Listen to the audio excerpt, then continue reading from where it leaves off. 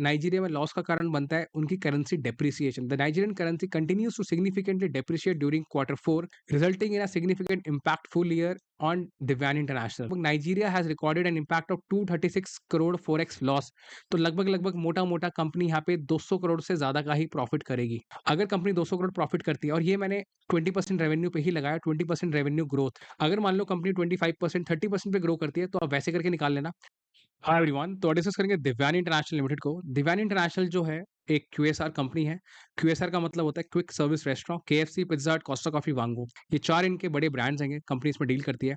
Stock को discuss करने के 2 बड़े रीजन। पहला रीजन, ये इंडिविजुअल, ये है इसके प्रमोटर रविकांत जयपुरिया, बहुत ही अग्रेसिव प्रमोटर है। अगर आप वरुण बेवरेजेस को जानते हो, वीबीएल लिस्टेड कंपनी है, मल्टी बैगर कंपनी है लोगों के लिए। पेप्सी का पूरी फ्रेंचाइज इनके पास है, पूरा मैन्युफैक्चरिंग, लॉजिस्टिक्स सब इंडिया में, अक्रॉस द ग्लोब काफी सारी कंट्रीज में ये करते हैं। तो ये प्रमोटर है। प्लस स्टॉक का जो भाव है काफी ल्यूक्रेटिव है। 111 पे जो इसका आईपीओ आया था, लिस्टिंग के बाद नीचे आया स्टॉक, उसके बाद इसने एक डबल से ज्यादा का रिटर्न दिया, 226 पे इसने हाई बनाया, और अभी 150 पे स्टॉक ट्रेड कर रहा है। तो बहुत लोगों का यही सवाल है, क्या स्टॉक यहाँ से 50% का हम स्विंग कर लें, या फिर ये मल्टीबैगर बन सकता है यहाँ से, क्योंकि कंपनी ने जो एक्सपेंशन किया है बहुत ही अग्रेसिव किया है। तो वीडियो में सारी चीजें डिस्कस करेंगे। ये इसकी कॉन्फ्रेंस कॉल है, मिस्टर रविकांत जयपुरिया की कुछ इसमें इंपॉर्टेंट अपडेट्स हैं वो मैं आप लोगों के साथ शेयर करूंगा। ये इसकी प्रेजेंटेशन है, कुछ इंपॉर्टेंट पॉइंट्स यहाँ पर आपको दिखेंगे। सारी चीज़ों को डिस्कस करेंगे। वीडियो जो होगा वो सिर्फ एजुकेशन पर्पस के लिए होगा। कोई भी बाय सेल की रिकमेंडेशन मैं आप लोगों को नहीं दूंगा। बाय करना है, सेल करना है, आप अपना डिसीजन खुद लेंगे, अपने फाइनेंशियल एडवाइजर डिस्कस करने के बाद लेंगे। तो वीडियो को शुरू करते हैं। सबसे पहले इसकी न्यू स्टोर ओपनिंग्स देखते हैं। जैसे मैंने आपको बताया, बहुत ही अग्रेसिवली उन्होंने एक्सपेंशन किया है। तो अग्रेसिव इसीलिए क्योंकि स्टोर एज एट 31 मार्च 23 में कितने थे, जो पूरे साल में इनके स्टोर क्लोजिंग में थे, 1243 स्टोर थे इनके पास पिछले 2023 के अंदर।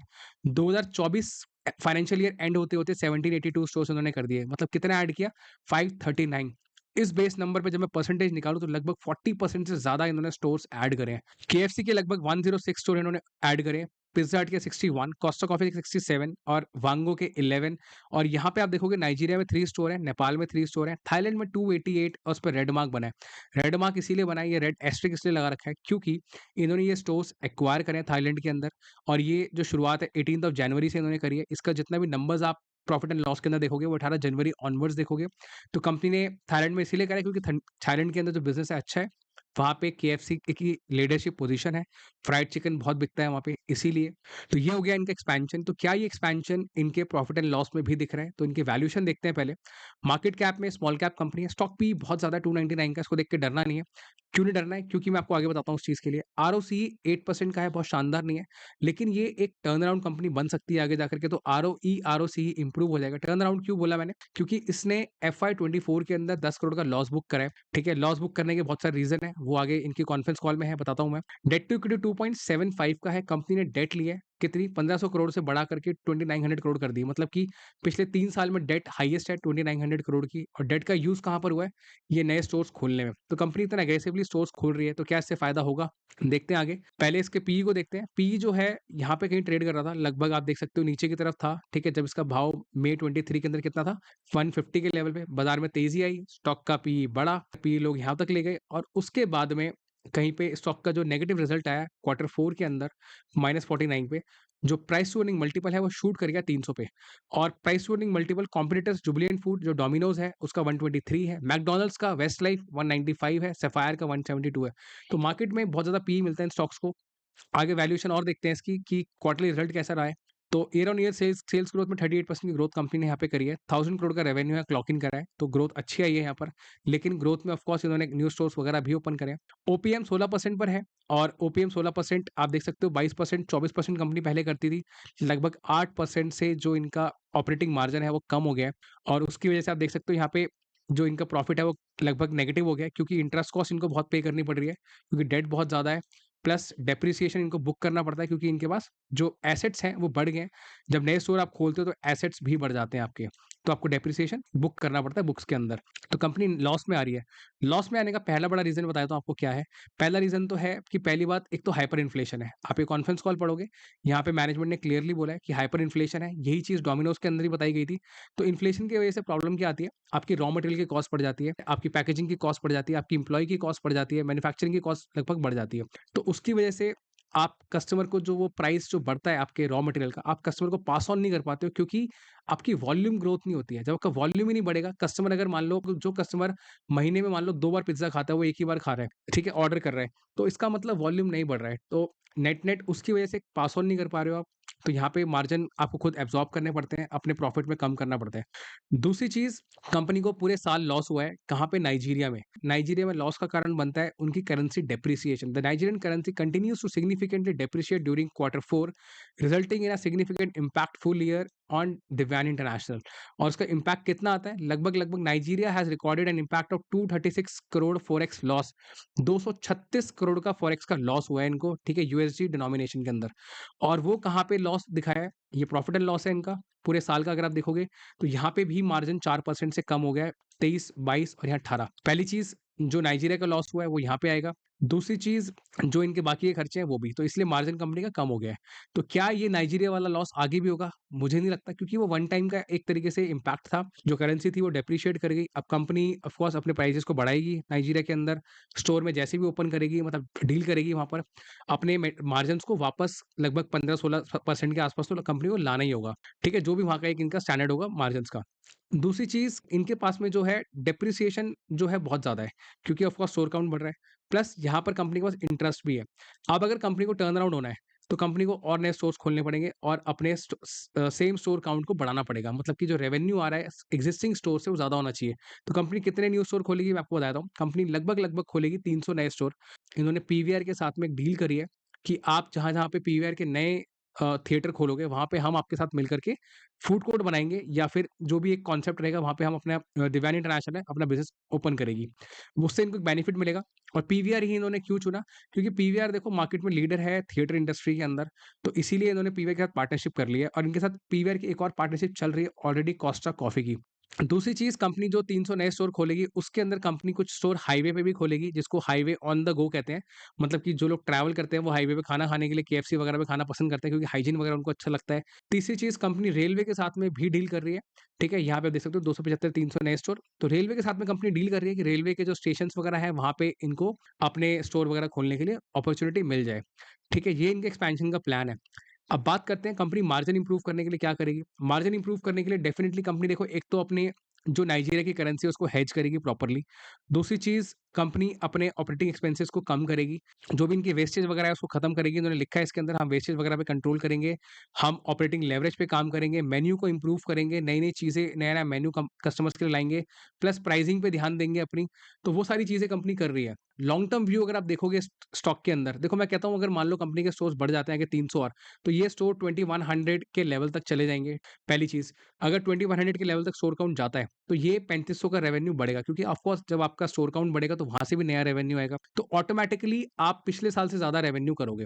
मैं मानता हूँ कि कंपनी मान लो 20% से ग्रो कर जाती है, ठीक है? अपने रेवेन्यू के अंदर। प्लस जो इनका एक्जिस्टिंग स्टोर सेल्स काउंट है वो बढ़ जाए, क्योंकि जो करंट में एक्जिस्टिंग स्टोर सेल्स का जो नंबर है, सेम स्टोर सेल्स ग्रोथ है, वो नेगेटिव आ रहा है। नेगेटिव आने का मतलब ये होता है कि एफवाई 23 में जो केएफसी का स्टोर पिछले साल 2023 में फाइनेंशियल ईयर में 1,17,000 की सेल कर रहा था, वही सेम स्टोर एफवाई 24 में 1,05,000 की सेल कर रहा है, मतलब 12,000 कम सेल कर रहा है। और 12,000 कम सेल क्यों आ रही है? डेफिनिटली इन्फ्लेशन है, लोगों के पास पैसा नहीं है, और कंपटीशन बहुत ज़्यादा बढ़ गया है मार्केट के अंदर, लोगों के पास चॉइसेस बहुत ज़्यादा बढ़ गई है। तो क्या आगे जाकर के ये सेल्स बढ़ सकती है? तो देखो, पॉसिबली ये सेल्स बढ़ सकती है। मैनेजमेंट ने कॉन्फ्रेंस कॉल में बोला है कि इलेक्शन के बाद ये सेल्स बढ़ेगी, लेकिन मुझे लगता है इलेक्शन का और क्यूएसआर की सेल्स का कोई लेना-देना नहीं है। आप पढ़ोगे आपको मिल जाएगा।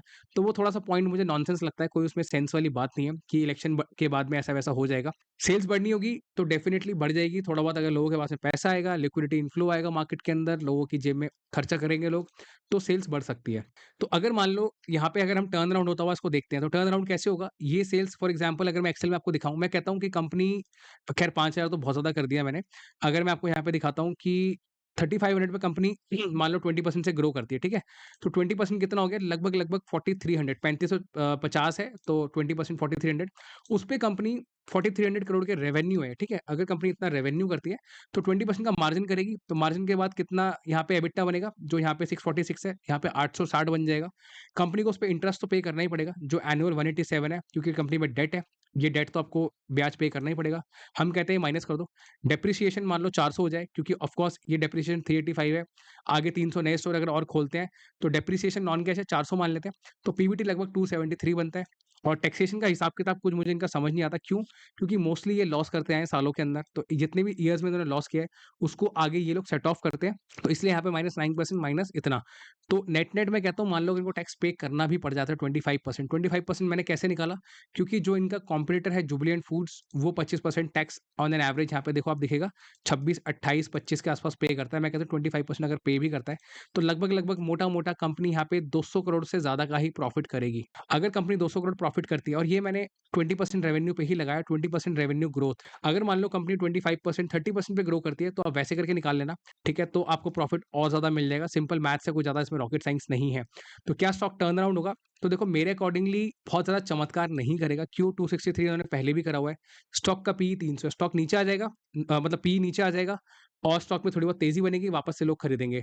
लेकिन अगर किसी को मल्टी बैग रिटर्न बनाना है तो आपको 5 साल का व्यू बनाना पड़ेगा, क्योंकि ये कंपनीज़ जब इतने ज़्यादा स्टोर काउंट खोलती है ना एग्रेसिवली, तो मज़ा आता है लॉन्ग टर्म के अंदर। कैसे आता है मज़ा? क्योंकि अगर केएफसी को आपने आज खोला, तो वो केएफसी एग्रेसिवली प्रॉफिटेबल 3 साल बाद होगा। कैसे होगा? वो अपनी रेवेन्यू करेगा, अपनी जो एक्जिस्टिंग खर्चा है, जो लोन लेके उसको खोला गया है, पहले तो उसको चुकाएगा। उसके बाद बाकी के जो खर्चे, उसके आगे जो कमाई करेगा ना 2 साल 3 साल बाद वो डायरेक्टली पीएनएल के अंदर ऐड होना शुरू हो जाता है, क्योंकि उसके बाद आपको इंटरेस्ट पे करने की ज़रूरत नहीं पड़ती। उस कमाई से आप इस डेट को पे कर चुके होते हो।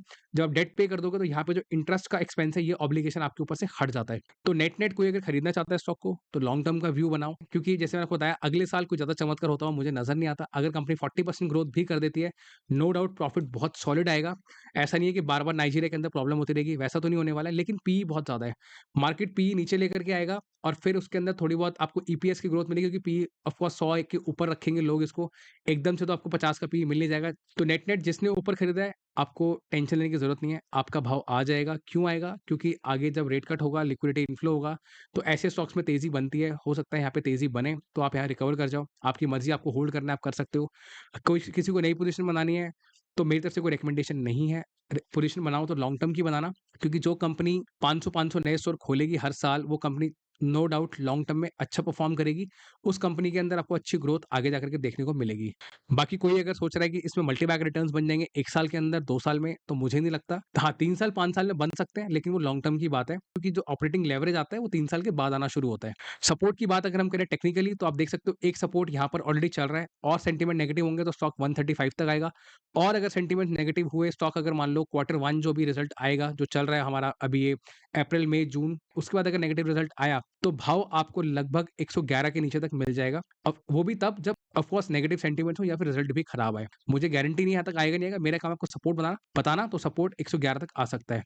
बाकी अगर बात करें इंडस्ट्री की, तो इंडस्ट्री बहुत ही ज़्यादा कॉम्पिटिटिव है, ठीक है? कॉम्पिटिशन बहुत ज़्यादा है मार्केट के अंदर, बहुत सारे स्टोर्स हैंगे, चाहे वो डोमिनोज़ हो, इनका कॉम्पिटिटर, चाहे वो पोपाय हो, फ्राइड चिकन के अंदर जो काफ़ी एग्रेसिवली बढ़ रहा है, या फिर लोकल अनऑर्गेनाइज्ड सेक्टर हो, ठीक है? जो रेस्टोरेंट्स खुले होते हैं ना आस-पास में, जो आप इंस्टाग्राम पे रील्स देखते हो फूड ब्लॉगर्स की, बहुत ज़्यादा ऑप्शंस है लोगों के पास में, तो बहुत ही क्लटर्ड मार्केट है। बाकी जो इन्होंने पार्टनरशिप करी है पीवीआर के साथ, मैंने पीवीआर को भी कवर किया हुआ है यहाँ पर। आप देखना चाहो तो पीवीआर को ज़्यादा कवर करो, क्योंकि पीवीआर जो है एक मोनोपोली है। पीवीआर के अंदर आपको कॉम्पिटिशन नहीं है, पीवीआर अपना मालिक है। वो अगर मूवी चलाएगा, मूवी कोई आएगी, तो पीवीआर में चलेगी। तो पीवीआर आप चेकआउट कर सकते हो, मैंने पीवीआर के ऊपर डिटेल रिव्यू बना रखा हैगा। ये भी एक टर्नअराउंड कंपनी की तरह है। बाकी रिकमेंडेशन कोई नहीं है, मेरे चैनल पे आपको और अच्छे वीडियोज़ मिल जाएँगे, आप वो भी देख सकते हो। नेट यही है पूरा एनालिसिस। अगर आपको वीडियो इन्फॉर्मेटिव लगा हो, तो वीडियो को आप ज़रूर लाइक करें, इन्फॉर्मेटिव लिखें, हेल्पफुल लिखें। आप मेरे चैनल पे नए हो, चैनल को सब्सक्राइब करें। आप मेरे से कनेक्ट करना चाहते हो, कॉन्टैक्ट करना चाहते हो, काफ़ी लोग लिखते हैं वो कॉन्टैक्ट करना चाहते हैं, तो मैंने डिस्क्रिप्शन में नंबर डाल दिया, आप वहाँ से मुझे व्हाट्सएप करके कॉन्टैक्ट कर सकते हो। बाकी आपका कोई सजेशन हो स्टॉक से रिगार्डिंग या कोई और बात हो, तो आप वो भी कमेंट में ज़रूर लिखना, हम उसपे भी ज़रूर डिस्कशन करेंगे। तो इस वीडियो के लिए इतना ही, मिलते हैं अगली वीडियो में। Thank you so much.